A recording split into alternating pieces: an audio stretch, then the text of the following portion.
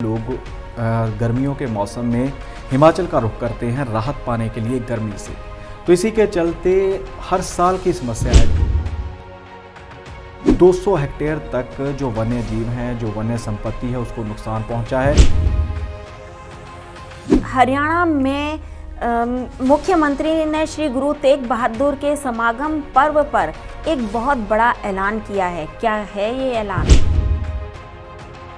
उन्होंने बड़ा फैसला लिया है कि कुछ स्थानों का नाम हरियाणा में श्री गुरु तेग बहादुर जी के नाम पर रखा जाएगा।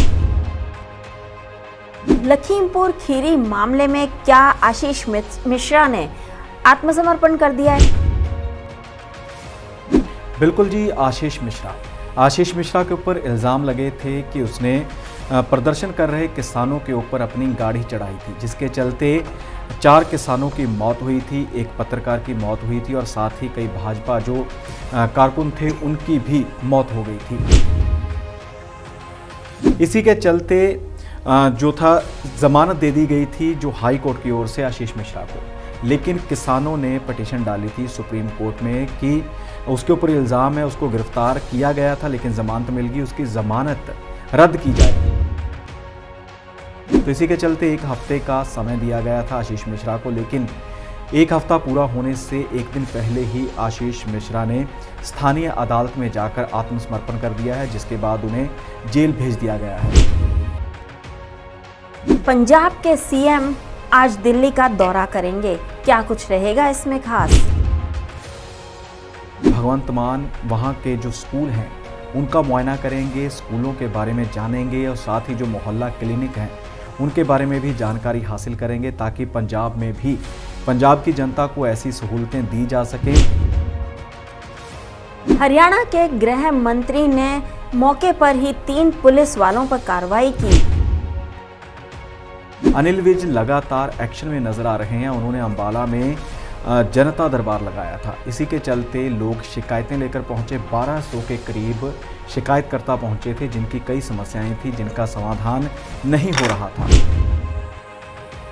3 महिलाएं थी जिन्होंने शिकायत की 3 पुलिसकर्मियों के खिलाफ।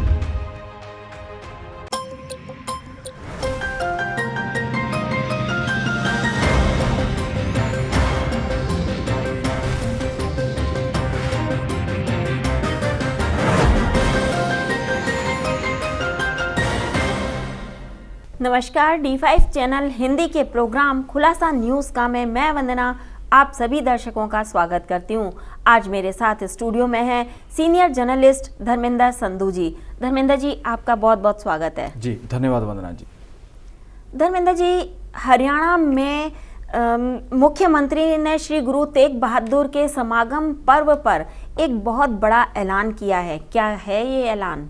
बिल्कुल वंदना जी, श्री गुरु तेग बहादुर जी का 400 साला प्रकाश पर्व मनाया जा रहा है, मना के हटे हैं। धार्मिक समागमों का आयोजन किया गया था। इसी के चलते दिल्ली में भी समागम किए गए और हरियाणा में भी समागम किए गए। तो साथ ही हरियाणा के मुख्यमंत्री मनोहर लाल खट्टर ने पानीपत में शिरकत की, जहां पर बहुत बड़ा राज्य स्तरीय समागम करवाया गया था। तो इसी के चलते उन्होंने बड़ा फैसला लिया है कि कुछ स्थानों का नाम हरियाणा में श्री गुरु तेग बहादुर जी के नाम पर रखा जाएगा। इसमें से सबसे मुख्य रूप से जहां पर ये समागम करवाए गए थे पानीपत में, वहां पर उस स्थान का नाम, उस एरिया का नाम श्री गुरु तेग बहादुर जी के नाम पर रखा जाएगा। और साथ ही जिस रास्ते से श्री गुरु ग्रंथ साहिब जी की पालकी लेकर आए थे, जिसमें श्री गुरु ग्रंथ साहिब जी सुशोभित थे, उस मार्ग का नाम भी श्री गुरु तेग बहादुर जी के नाम पर ही रखा जाएगा। और साथ ही यमुनानगर में एक सरकारी मेडिकल कॉलेज बनने वाला है, जिसका नींव पत्थर रखना जाना अभी, उसका नाम भी श्री गुरु तेग बहादुर जी के नाम पर ही रखने का फैसला किया गया है। लखीमपुर खीरी मामले में क्या आशीष मिश्रा ने आत्मसमर्पण कर दिया है? बिल्कुल जी, आशीष मिश्रा के ऊपर इल्ज़ाम लगे थे कि उसने प्रदर्शन कर रहे किसानों के ऊपर अपनी गाड़ी चढ़ाई थी, जिसके चलते 4 किसानों की मौत हुई थी, एक पत्रकार की मौत हुई थी और साथ ही कई भाजपा जो कारकुन थे उनकी भी मौत हो गई थी। इसी के चलते जो था जमानत दे दी गई थी जो हाई कोर्ट की ओर से आशीष मिश्रा को, लेकिन किसानों ने पिटीशन डाली थी सुप्रीम कोर्ट में कि उसके ऊपर इल्ज़ाम है, उसको गिरफ्तार किया गया था लेकिन ज़मानत मिल गई, उसकी ज़मानत रद्द की जाए और उसे फिर से गिरफ्तार किया जाए।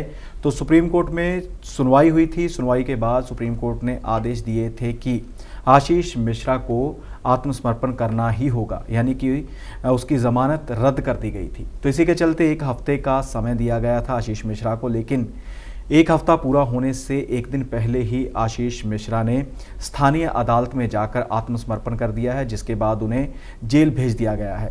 थोड़ा सा मामला बता दें कि लखीमपुर खीरी में किसान प्रदर्शन कर रहे थे 3 अक्टूबर के दिन। 3 अक्टूबर के दिन हिंसा हुई थी, जिसके चलते 4 किसान मारे गए थे। एक पत्रकार भी इसमें अपनी जान गंवा बैठा था। तो अजय मिश्रा टैनी जो केंद्रीय मंत्री हैं, उनके पुत्र आशीष मिश्रा के ऊपर इल्ज़ाम लगे थे कि जो गाड़ी किसानों को रौंदती हुई आगे निकली थी उसमें आशीष मिश्रा बैठा हुआ था। पंजाब के सीएम आज दिल्ली का दौरा करेंगे, क्या कुछ रहेगा इसमें खास? बिल्कुल वंदना जी, पंजाब के मुख्यमंत्री भगवंत सिंह मान व दिल्ली के मुख्यमंत्री अरविंद केजरीवाल आज दिल्ली में मौजूद हैं।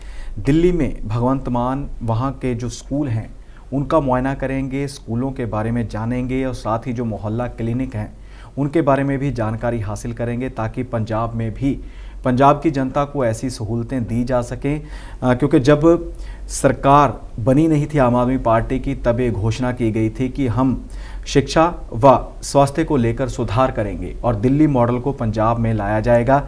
इसी के चलते आज पंजाब के मुख्यमंत्री भगवंत सिंह मान, शिक्षा मंत्री मीत हेयर व अन्य जो अधिकारी हैं वो दिल्ली में मौजूद हैं। साथ में उनके अरविंद केजरीवाल हैं जो दिल्ली के मुख्यमंत्री हैं। तो स्कूलों का दौरा किया जा रहा है, अस्पतालों का दौरा किया जा रहा है, ताकि वही पॉलिसी पंजाब में भी लागू की जा सके। हरियाणा के गृह मंत्री ने मौके पर ही 3 पुलिस वालों पर कार्रवाई की, क्या है पूरी खबर? बिल्कुल वंदना जी, हरियाणा के गृह मंत्री हैं अनिल विज। अनिल विज लगातार एक्शन में नजर आ रहे हैं। उन्होंने अंबाला में जनता दरबार लगाया था। इसी के चलते लोग शिकायतें लेकर पहुंचे। 1200 के करीब शिकायतकर्ता पहुंचे थे, जिनकी कई समस्याएं थी, जिनका समाधान नहीं हो रहा था। तो इसी के चलते ही 90% तक महिलाएं अपनी समस्याएं लेकर पहुंची कि हमें ससुराल पक्ष की ओर से तंग परेशान किया जाता है, मारपीट की जाती है, लड़ाई झगड़ा किया जाता है। तो इन समस्याओं का निपटारा अनिल विज की ओर से मौके पर ही किया गया और साथ ही जो संबंधित जिलों के एसपीज हैं उनको कहा गया कि इस मामले में एफआईआर की जाए। जितनी भी शिकायतें थी एफआईआर करने के बाद इनका निवारण किया जाए और साथ ही जहां पर ज़रूरत पड़े वहां पर एसआईटी का गठन किया जाए। और साथ ही 3 महिलाएं थी जिन्होंने शिकायत की 3 पुलिसकर्मियों के खिलाफ कि इन्होंने हमें तंग किया है, जब हम थाने में जाते हैं तो हमारी बात नहीं सुनते। तो उनमें से बात की जाए तो तरावड़ी है, एक तरावड़ी थाने के जो सब इंस्पेक्टर हैं सुखविंदर सिंह और रादौर के सब इंस्पेक्टर हैं अनिल कुमार, इन दोनों को मौके पर ही लाइन हाजिर करने के आदेश दिए गए हैं। और साथ ही पलवल में तैनात सब इंस्पेक्टर रामबीर डागर, उनका तबादला करने के आदेश दिए गए हैं। कहते हैं ना कि चटमंगनी पट गया, वैसे ही शिकायत आई, शिकायत के ऊपर जब अमल किया गया, पूरी तरह से कार्रवाई की गई, तो तीनों अधिकारियों को जो सब इंस्पेक्टर हैं हरियाणा पुलिस में, तो उनके 2 को लाइन हाजिर किया गया और 1 का तबादला कर दिया गया है अनिल विज की ओर से। हिमाचल के जंगलों में आग लग गई है, क्या रहा कारण और कितना हुआ नुकसान? बिल्कुल वंदना जी, हिमाचल प्रदेश पर्यटन स्थल है। लोग गर्मियों के मौसम में हिमाचल का रुख करते हैं राहत पाने के लिए गर्मी से। तो इसी के चलते हर साल की समस्या है, जब भी गर्मी का प्रकोप बढ़ता है तब ही वहाँ पर ऐसी नौबत आनी शुरू हो जाती है। मुख्य रूप से देखा जाए तो कई कारण रहते हैं इस आग के लगने के, लेकिन ये आग इतनी बेकाबू होती है कि दमकल विभाग की गाड़ियाँ भी इसके आगे टिक नहीं पाती और हेलीकॉप्टर से भी पानी का छिड़काव किया जाता है, लेकिन फिर भी इसको बुझाना काफ़ी मुश्किल हो जाता है। कुछ पेड़ ऐसे होते हैं हिमाचल में जो गीले ही हरे ही आग को पकड़ लेते हैं। तो इसी के चलते तारा देवी स्थान है, एक तारा देवी क्षेत्र है शिमला में, वहाँ पर तारा देवी का मंदिर भी है। तो वहाँ पर आग लगी, तो उसमें तारा देवी के स्थान पर जो लगी थी आग, 200 हेक्टेयर तक जो वन्य जीव हैं, जो वन्य संपत्ति है, उसको नुकसान पहुंचा है और कम से कम 90 घंटों के परिश्रम के बाद आग पर काबू पाया गया है।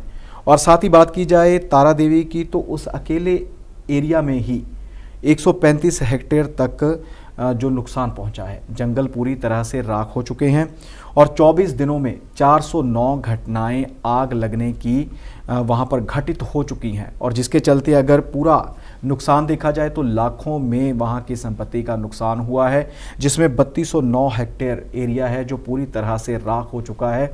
कारण इसके काफ़ी होते हैं। कुछ लोग जैसे ग्रामीण क्षेत्रों में रहते हैं तो घर पर चूल्हा अंगीठी जलाते हैं, जब बाहर ही थोड़ी आग लगा देते हैं कूड़े कचरे को, तो उसकी एक ही चिंगारी इस जंगल की आग के फैलने का कारण बनती है। और कई बार होता है कि कुछ लोग जैसे बीड़ी सिगरेट का इस्तेमाल करते हैं तो उसको बिना बुझाए ही फेंक देते हैं, तो धीरे धीरे सुलगती हुई आग पूरा रौद्र रूप धारण कर लेती है। इसी के चलते जो हिमाचल प्रदेश है उसके जंगलों का काफ़ी नुकसान हो रहा है। नकली सिक्के बनाने वाली फैक्ट्री का भंडाफोड़ हो गया है। कहाँ है ये फैक्ट्री? वंदना जी, हर ओर मिलावट का दौर है। नकली चीज़ें मार्केट में धड़ाधड़ बिकती हुई दिखाई दे रही हैं। इसी के चलते ही अब पहले नकली नोट हुआ करते थे, अब नकली सिक्के भी बनने लग गए हैं। दिल्ली पुलिस ने कार्रवाई की है हरियाणा के चरखी दादरी में।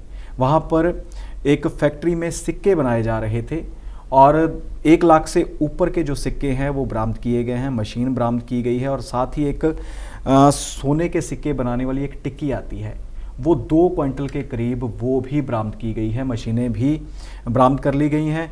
ये लोग सिक्के बनाते थे, मार्केट में उनको सप्लाई करते थे ताकि खुद मुनाफा कमा सकें, लेकिन सरकार को चूना लग रहा था। लेकिन जिस प्रकार से पुलिस ने मुस्तैदी दिखाई है, इन लोगों का भंडाफोड़ किया और 4-5 आरोपी इसमें गिरफ्तार भी कर लिए गए हैं। उनसे भी और खुलासे होने की उम्मीद पुलिस की ओर से जताई जा रही है। धर्मेंद्र जी, विभिन्न खबरों पे अपना प्रतिक्रम देने के लिए आपका बहुत बहुत धन्यवाद। जी धन्यवाद वंदना जी।